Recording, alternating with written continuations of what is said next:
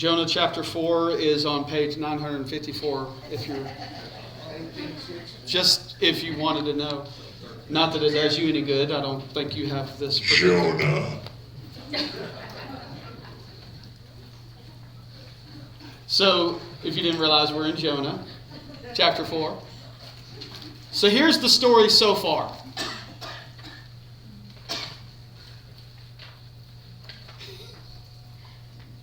I should have Jonah.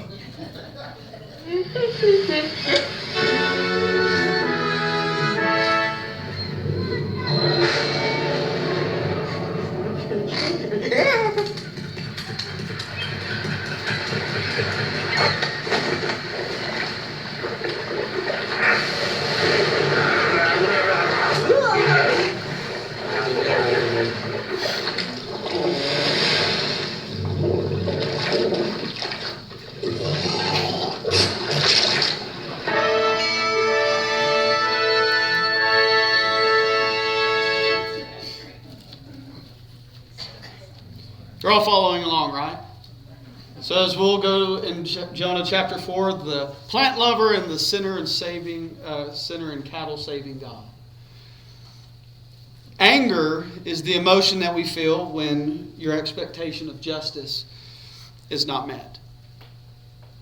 It's what we feel when a child does not follow the instructions that the parent has told them to do over and over and over and over and over and over. Before you've even left the house, before they've left the house, they have to get their chores done. Or a child does not demonstrate the appropriate amount of respect that you feel is owed to you. Anger is stirred up when a serial pedophile goes free from prison on a technicality. Anger is what we feel when you have grown tired of repeating yourself to your spouse. That doesn't happen, right? Like my wife leaving yesterday, or was it Friday, telling me to, when the washer was done, put the clothes in the dryer. She's being polite. And then guess what JR forgot to do?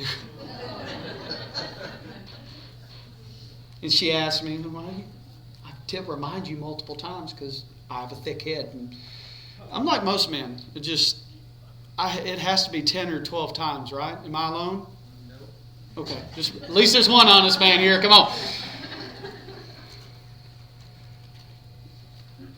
It's maybe when you feel you need more respect, greater sensitivity, frequency of sex, more attention, less attention, more time alone. Anger.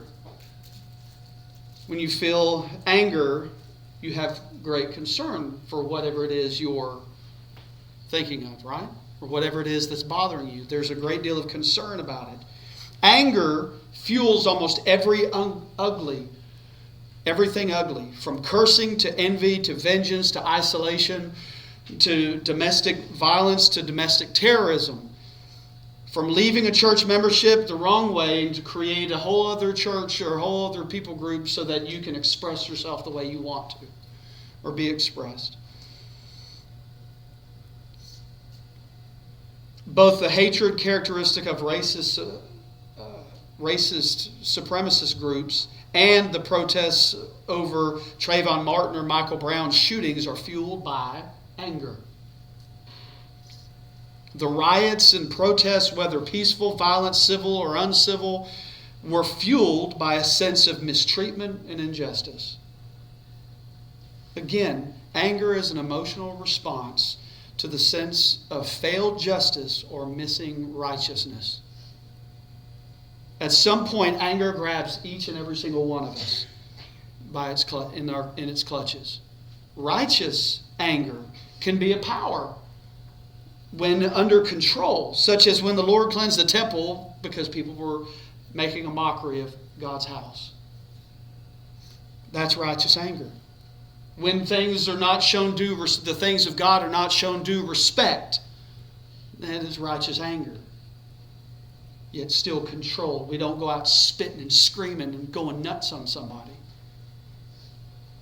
We have to keep it under control. What if our family is in mortal danger, and we must step up and do everything that we can to protect them from something unholy or ungodly. Is there righteous anger that can come out in that?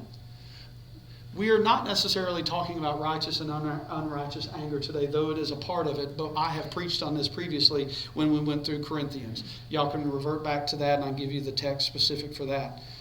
But in unrighteous anger, which is all over Jonah, is dangerous. Sadly, numerous church people, Christians, succumb to unrighteous anger. And they struggle with feelings of unrighteous anger. They live with a knowing sense of injustice within their daily routines. It's just unjust how nothing gets done. I get no help. I get no concern, no respect. And they just get mad and angry all the time.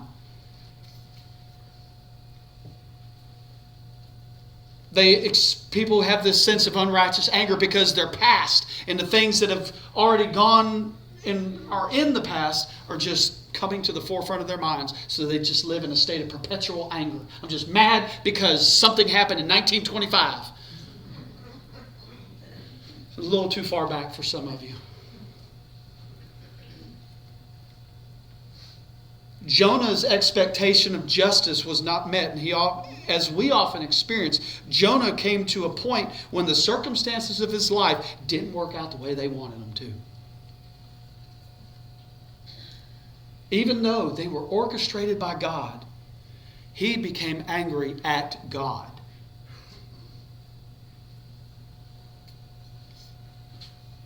God had not met Jonah's expectations regarding justice. Because his expectations were not met, anger ruled Jonah's life. Because his expectations were not met, clouding his thoughts about God, the Ninevites, and even himself. But Jonah will soon learn that unrighteous anger put him at odds with God and God's mercy. Two things we must understand. We'll get to those. But we must understand to submit our anger to God. Every bit of it. Every ounce of it. Even if it's righteous anger, it is still under God's authority. Deuteronomy 32:35, vengeance is mine, saith the Lord, for the day of recompense is upon you. One day your foot shall slip, and I will be there to cast judgment upon thee. Who does vengeance belong to? God, not us. So our self-righteousness, self-righteous anger is not our own, and it should be checked by God.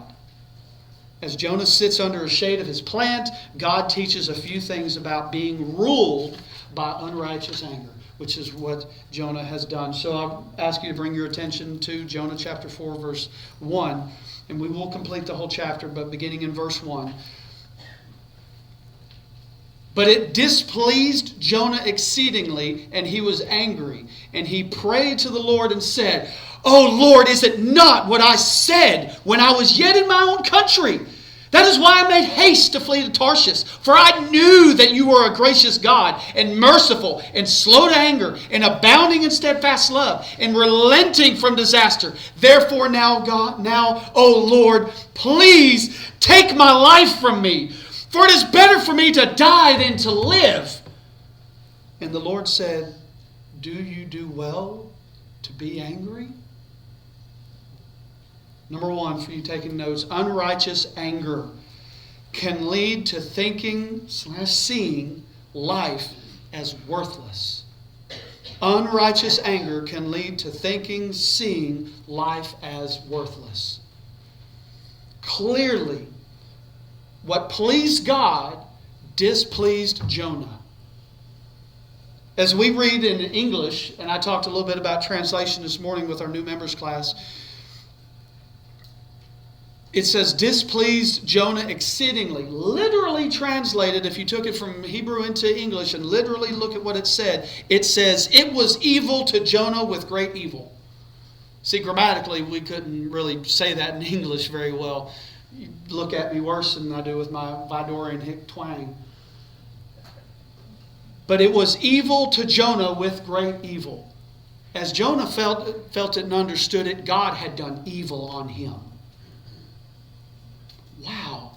the audacity and arrogance of Jonah. The word ra'ah is the same word used in chapter 1, verse 2, whenever God is describing the evil that has transpired in Nineveh, and that's why he is sending him to go there. He says it is a great evil. For many, when we look at this book of Jonah, we think it's such a wonderful story. If you were to read the book of Jonah to kids these days, if I was to go over there and read them, or if I sat them down and read them right here, they'd go, oh, whoa, big fish. Oh, that's neat. Oh, he went and they got Jesus. Yay! They'd think it's the happiest thing in the world. This is a sad book. This individual is just angry and he has a death wish. I don't necessarily, there's an argument to saying whether or not he is suicidal. But the fact that he willingly on the boat, if you read back in chapter 1, actually said, throw me into the sea. He was willing to allow others to kill him. He was accepting death. He even says it right here. It is better for me to die.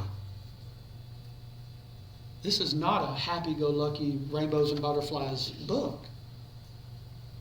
It's sad and it's pitiful of a human being to seeing death as something better than to actually see God execute grace and mercy on a people. Think about the heart of Jonah. Think about our heart.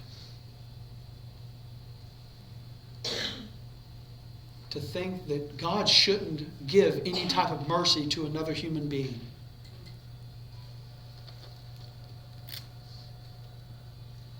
Is because of the situations that didn't work out the way he wanted it to. Jonah becomes angry with God. He expected God to do as he normally does and actually just fight against sin and destroy it, dealing with it the way he has for at this point, a couple thousand years now.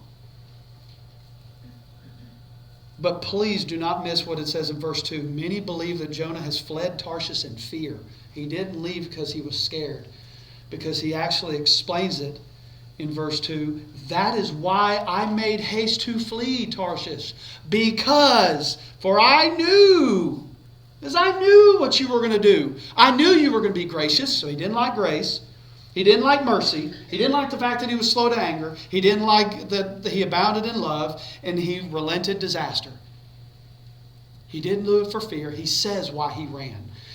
And you notice he actually says, this is why, Lord, is this not what I said? See, we don't have an account of that conversation in the first chapter of Jonah actually saying that to God. I don't want to go because he restates it here in chapter 4. So don't think it was fear. That little cartoon had the little thing where he's like, and he took off running into the boat and everything is all cutesy. He didn't run in fear. He fled because he knew God would be merciful. He didn't want it. He, who is the prophet appointed by God, did not want to see mercy extended to another human being, let alone 120 some odd thousands. 120,000. We'll come to that in a moment. But because of God's grace, mercy, slow to anger, abounding in steadfast love, and the fact that he holds back disaster, Jonah is mad at all these things. Not only is he mad at this situation, but he is mad at God's character. He knows that God would do this. He knows that is his nature, and yet still ran away. Still angry. He's angry at God. He's angry at his character. Wow.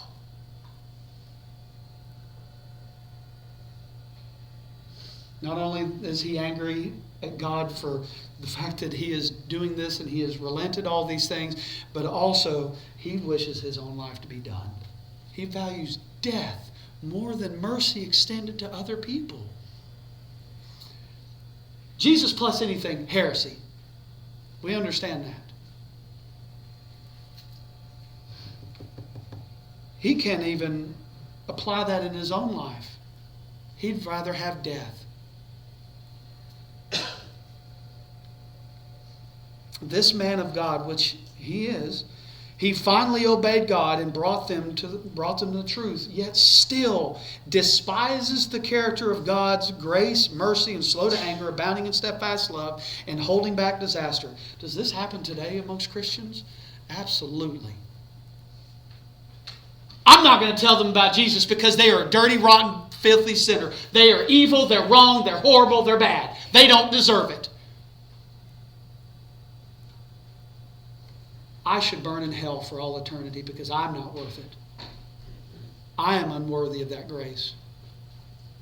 Who are we to stand up and say, I'm not going to minister to that person. I'm not going to share Christ. I'm not going to extend grace. I'm not going to share mercy. I'm not going to demonstrate steadfast love. I'm not going to relent my own frustration and anger at that person because I don't like them. I don't like how they do things. Who are we to say that?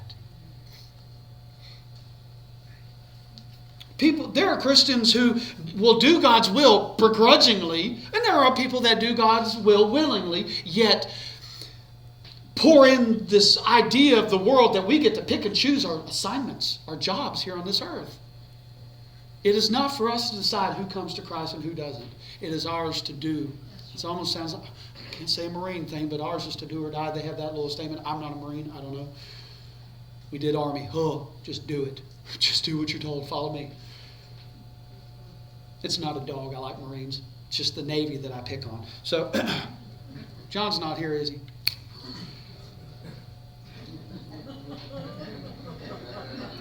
I know we have other Navy personnel here I'm picking, and I love all of my brothers and sisters in arms, including the Navy. Even the Space Force and Coast Guard and all that. I'm not joking. I'm being honest. I do.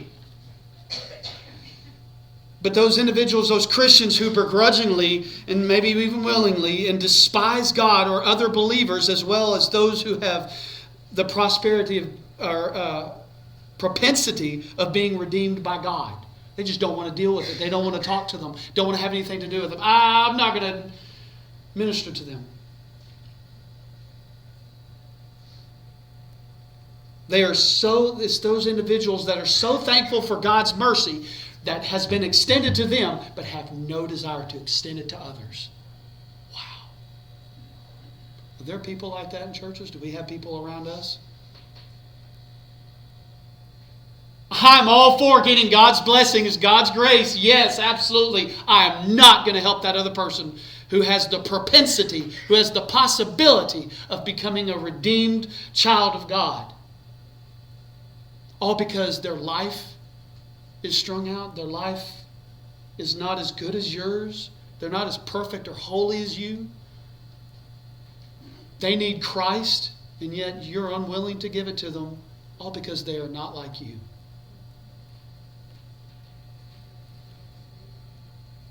I've said it before, and Paul will say it in Romans. I'd much rather have this death. I'd rather not have anything for the possibility of someone coming to Christ. Take it from me, God, as long as someone comes to Christ. If I have sewage, if I'm like Job, if I'm like Jeremiah, that just sit in the muck and mire, and that's my lot in life, fine. I'll take it as long as someone can come to Christ for it. If it makes me uncomfortable, if it puts me out, fine. That's how it should be. That's how our hearts should be. And yet, there are Jonahs in the world that just don't want to give any of their time, energy, and effort to giving someone any type of love or mercy or grace. How dare we? Jonah chapter 1 verse, continuing on, look at verse 5. Can't look and see life as something we shouldn't want to be a part of, because it's going to destroy our outlook on ministry and how we love and care for others around us. Verse 5. Jonah went out of the city and sat at the east of the city and made a booth for himself there. He sat under it in the shade till he should see what would become of the city. He wanted a front row seat. He wanted to sit behind the first baseline at Minute Maid Park and get that best view of what was going to happen. Now the Lord God appointed a plant and made it come up over Jonah, that it might be a shade over his head, to save him from his discomfort. Here's some more grace. So Jonah was exceedingly glad because of the plant. But when dawn came up the next day, God appointed a worm, a caterpillar, that attacked the plant so that it withered. When the sun rose, God appointed a scorching east wind. It's going to just hit his back. And the sun beat down on the head of Jonah so that he was faint, near heat exhaustion. And he asked that he might die and said, "It is better for me to die than to live."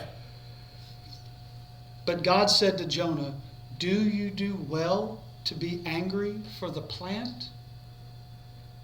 And he said, "Yes, I do well to be angry enough to die." And the Lord said, "You pity the plant, for which you did not labor, nor did you make it grow, which came into being in a night and perished in a night. And should not I pity Nineveh, that great city in which there are more than 120,000 persons who do not know their right from their left, from their right hand to their left hand, and also much cattle?" Number 2, unrighteous anger can make you, 2 things, hope for the judgment of God on others that you would not want yourself, and miss opportunities to be merciful the way God is merciful. I'll be honest, whenever you get mad, you kind of put it in the back of your mind to extend some mercy to somebody for doing something wrong. Even for, I'll be honest, as a parent, and I know you've experienced it too, whenever you've told the kids umpteen billion times, don't do that, and then when they do it, I'm going to get upset. And it's hard sometimes to grant a little mercy because they are kids. Because there's so many million things in their minds that get them distracted. So many other things in life that we feel is more important.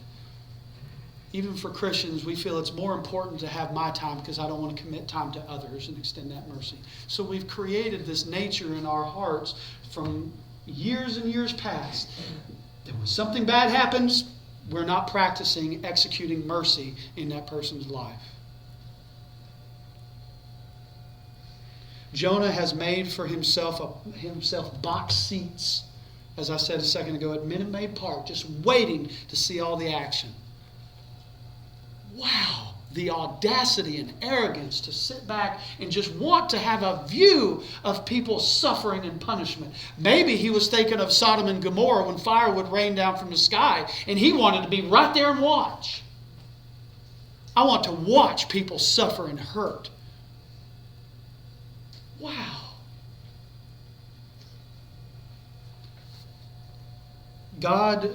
Yet God appoints a plant. And the word used here is where it said save. The word is literally to rescue. Rescue the perishing. Care for the dying. Not in Jonah's hymnal. He wanted that front row seat for judgment. But yet God rescued him from his discomfort, from that sun nearing heat exhaustion. Keep in mind that God appointed the plant. God appointed the worm. God appointed the scorching sun and the wind. God deems it His providence. Do we understand that? It's all on God.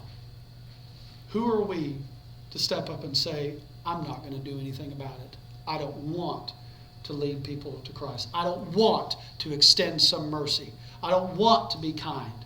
I'm not going to do it. I'm going to go the other direction. So then we must ask ourselves daily, who are we to deny the will of God in the lives of others? Who are we to say that God has extended a great mercy and kindness and love to me? Who are we to look at other believers and say, I'm not going to minister to them? Not to believers, to people that are lost, that need Christ, that are so far gone, they don't know their right from their left. They are so confused about life. They don't know what is true. They don't know what is false. What is a lie? Doesn't that sound what's going on in our culture, in our world today? If you turn on the news, people don't even know what truth is. And now they're arguing, what's truth? Well, it's not your truth. It's not my truth. No, there is only one truth. That's it. And yet we have the audacity to say, well, I'm not going to help them. I'm not going to care for them. I'm not going to love for them.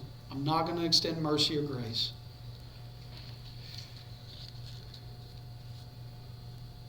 God has appointed us, believers, those of us who are in Christ, to do His will on this earth. And I prayed in my life that God would swallow me up with something if I ever have the audacity to say, I'm not going to do it. There's a difference in overcoming with fear. Do you notice that this is not about fear? Fear is something God can work with. The second we stand up and say, I will not, kicking against the goad, I will not do it. That is a different story. God will rain down all manner of hurt on our lives. Rightly so.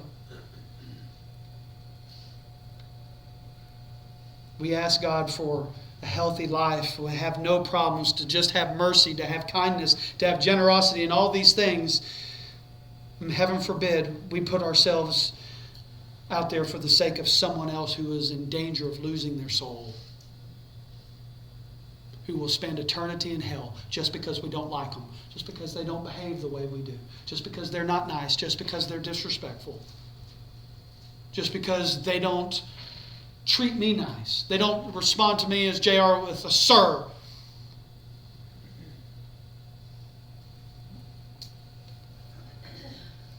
The second part to this, Jonah continuing in his anger. The word used here means, as what I said earlier, this anger and this evil means he's inflamed. He is so hopping mad. His face is red. He's bouncing up and down screaming, why didn't you just kill them? Kill them! I don't want anything to do with them. They should all die. Better yet, I want to die because I don't want to deal with this anymore. It's better for me to be dead. Have we ever been so mad that our face turns red and we get that little vein sticking out on our head? Surely not. Surely we're full of just, there's so many righteous people in here, and that's never happened to any of us. He is out of control. He has reached that point because he sees life as being just useless. He sees other people's life being useless. Yet, again, back and forth. And we should get the picture. We're extended mercy. Why aren't we extending that to others? Do you have that problem in your life? Have you ever said, I don't want to, not going to, not them? Unwilling to yield.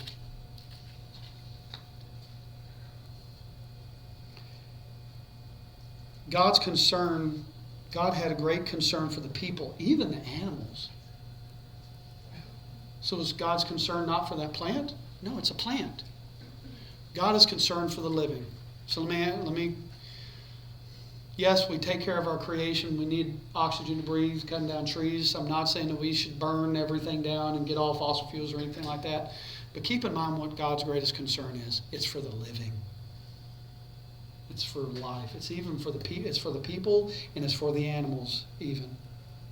God uses this word, and in here, pity, whenever he's talking about this plant. In verse 10, you pity the plant. You pity the plant. He's pointing out the fact that Jonah's desire is, oh God, please save the plant. Please save this plant, God. And again, I'm not knocking the people that are, we got to save the rainforest. No, it's rightly so. We need to take care of our world. But that's not a verse that people need to use for that whole motif. Because this is talking about what Jonah was receiving in comfort for himself and not a concern for the living. But he's calling Jonah out in his words and asking the question, are you justified in your anger? The answer is no. Are we justified in our angry outbursts, getting mad at our children, grandchildren, nieces, nephews, cousins, neighbors, friends?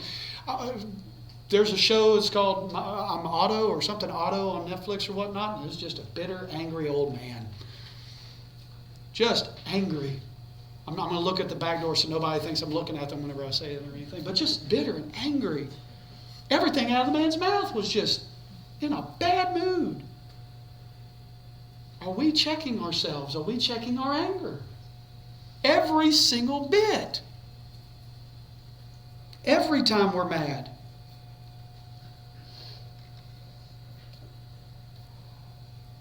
But his anger, Jonah's anger was not in the right place. It was not angry with sin even. He was angry because he had lost his comfort. He had lost his mercy. What about the mercy of those 120 plus people and all their cattle there? What about the mercy of your neighbor to the right or to the left of you? Either here, at your house, wherever. What about somebody who lives far off from here? Where's your mercy for them? We worry so much about temporal stuff. We have our cell phones. We have our computers. And what happens if we break our computer or our cell phone breaks? Cell phone falls on the ground and breaks. Oh, that's just great! Cell phone break. Computer breaks. I've seen people, those new computers are so scary now because now some of the computers you can flip over completely and use it as an iPad kind of thing. It's pretty neat, but you could see the frustration in a man in this video that grabbed the computer and thought it was one of those.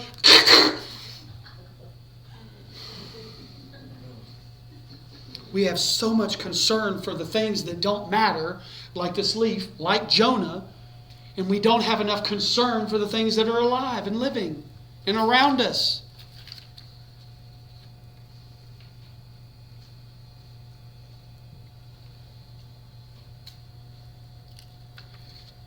You can read Jonah's heart clearly, his expression of inanimate things. Our anger, and this is a counseling moment for you all, our anger uncontrolled puts out emotional stress on our bodies outwardly that will be expressed in every bit of our existence. In our health, we talked about it this morning with the ladies. It will affect our health and well-being. It will affect your sanity.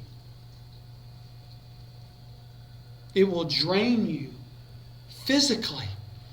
I've gotten so hopping mad before in my life that after I was done, I needed to go lay down. Sadly, I just took out all my energy in that. Energy that is now wasted because of my childish anger and my inability to control my temper is now lost energy for something of meaning and value in this world. Taking that moment of being angry, and it was some soldier, whatnot, but I could have extended grace, didn't. Could have, should have. And now I have that guilt in my heart. God's questioning of Jonah is backing him into a corner where he will reveal his self-centeredness, all about him. I don't want to do this because that person's wrong. That person is mean. That person is bad. That person is unkind. They deserve it. They deserve to be separated. Here's the food for thought. Did Adolf Hitler deserve to die? Hold on. He needed to suffer punishment for what he had done. Yes. I don't know anything about him. But is he no less worthy of hearing the message of Christ than any other person in the world? Every person. Because if not, then we need to look back at what Christ said. He said that it was his will that no one should perish. Everyone should what? Have faith in God.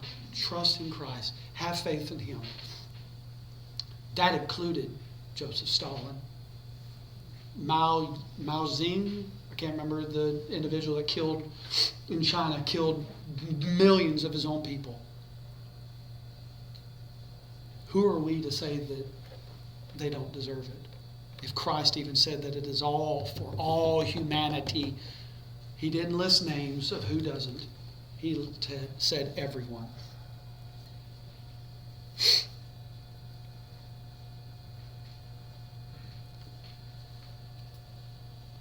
We as Christians have zero right to not show mercy on even our own enemies, people that should otherwise be hated. People that have no desire for God or knowledge of God. And again, these individuals don't even know their right from their left. They don't even know what truth is. And that's all around us today. And we can't just sit back and say, oh well. We should have a deep concern and extend mercy and all of our energy that we're wasting on anger into other people and into their lives and blessing and caring for them. Especially with the fact that you were first shown grace by God. You were first shown grace. It's not ours to withhold. Application for y'all, and we'll dismiss this morning. We have no right to balk at our mission to show Christ and God's love for other people. We have no right to withhold it from the lost, from the lazy, the evil, the unworthy, the arrogant, the ignorant, the stupid, the perverse, the merciless, the angry, etc. No matter who a person is, we should eagerly give all of our energy and efforts to extending mercy and grace to others, especially since we were the ones that received it before. And we should extend an opportunity for them to know Christ. And remove all arrogance and anger from our lives, especially if we can't handle it and manage it well. Deal with it. Can I pray for you this morning? God, we thank you and love you